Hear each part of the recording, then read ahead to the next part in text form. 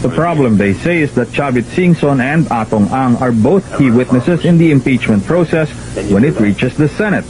Ibig sabihin ng Korte Suprema, pwedeng magpatuloy ang Senate Blue Ribbon Committee, pero tungkol lamang sa investigasyon kung pwede nating illegalize ang wetting o dapat natin i-privatize ang wetting. Hindi sinabi ng Korte Suprema na maaari kaming magpatuloy ng aming investigasyon maski nakakapasok na kami doon sa mga impeachment charges.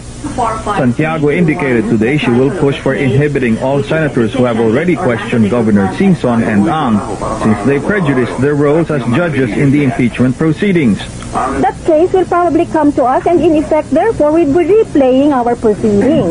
And therefore, the charge of prejudging would become valid at that point.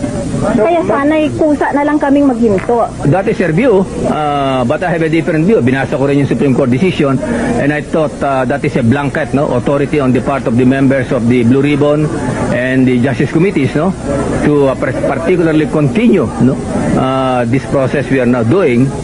Senate leaders doubt just as much if the motion for inhibition will flourish at all in the chamber. The inhibition will be addressed to the members of the Senate and they should that this matter will be addressed to the sound discussion. General rule is that it is left to the individual senator to make the determination whether he should be inhibit himself or not. Bobina Brito, the National Network, at the Senate. Senator Miriam Defensor Santiago bears receiving a death threat in connection with a Senate probe on illegal wetting. She says an envelope with a typed death threat and 3 bullets was received by her office yesterday. It also has a typed return address which states Mayor Capulong, Municipal Hall, Florida Blanca, Pampanga. Santiago says Mayor Capulong has disowned any involvement with the envelope or its contents.